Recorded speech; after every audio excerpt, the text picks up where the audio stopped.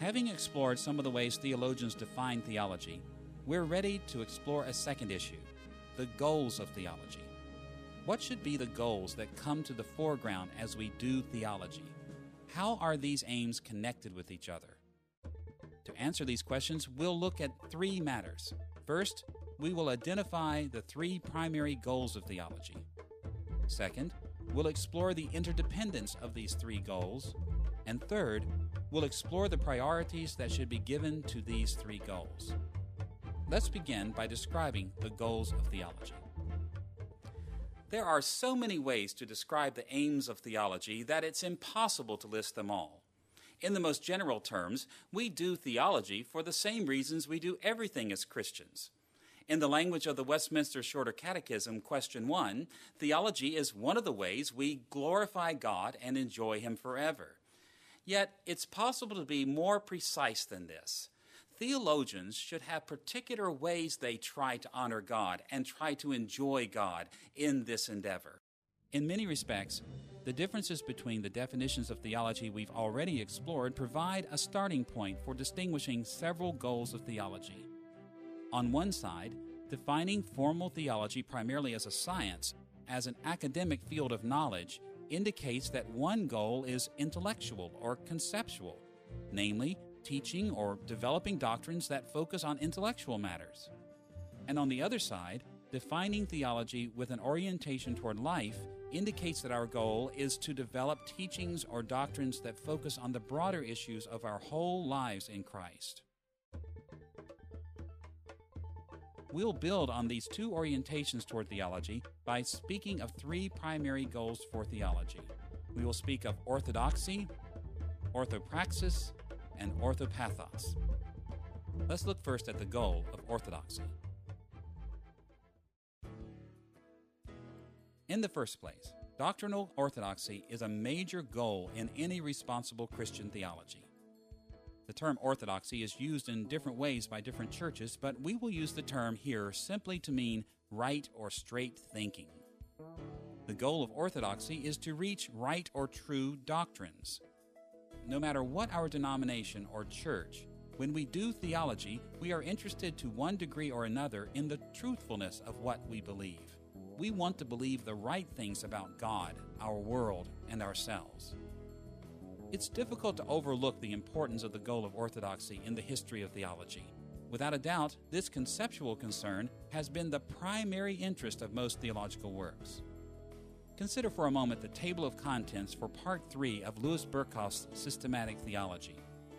The material in this chapter spells out the doctrine of the person and work of Christ in this way: the person of Christ, the doctrines of Christ in history, the names and natures of Christ, the unipersonality of Christ, the states of Christ, the state of humiliation, the state of exaltation, the offices of Christ, introduction, the prophetic office, the priestly office, the cause and necessity of the atonement, the nature of the atonement, divergent theories of the atonement, the purpose and extent of the atonement, the intercessory work of Christ, the kingly office.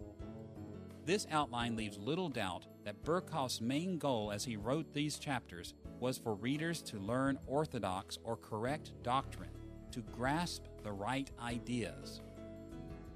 In the past, it was relatively easy for theologians to pontificate about this and that aspect of the Christian faith as absolute truth. Now today, with rapid communication and worldwide shifts in population, we encounter faiths other than Christianity at nearly every turn, and this leaves many people confused and with very little energy to pursue truth and right thinking. Even many Christian theologians wonder if we really can be so sure about the traditional truth claims of our faith. Besides the confusing influences from outside the Christian community, we also have to deal with the fact that it is very difficult to find Christians who can agree on more than a handful of core doctrines. In spite of these current tendencies, we should reaffirm that developing orthodox outlooks, a set of what we will call true doctrines, should be one of the chief goals of theology. The challenges of pursuing orthodoxy that we face today are not unique in every respect. Jesus and his apostles faced widespread religious diversity in the Mediterranean world, much as we do today. Yet Jesus proclaimed without hesitation that his followers had to be people who sought truth. Remember that in John chapter 17, verse 17, he prayed to the Father this way, "Sanctify them by the truth. Your word is truth." Jesus was deeply concerned with true doctrine. He affirmed that orthodoxy is one of the principal goals of theology, and as his followers, we must do the same. With the conceptual goal of theology in mind, let's look at the goal of orthopraxis. Put simply, orthopraxis means developing doctrines or teachings focused on right behavior or practice. You'll recall that William Ames described the marrow of theology as the doctrine of living to God. One aspect of living to God is our practice or our behavior. It's not enough simply to think correctly about theological concepts. We must put those concepts into practice, right practice.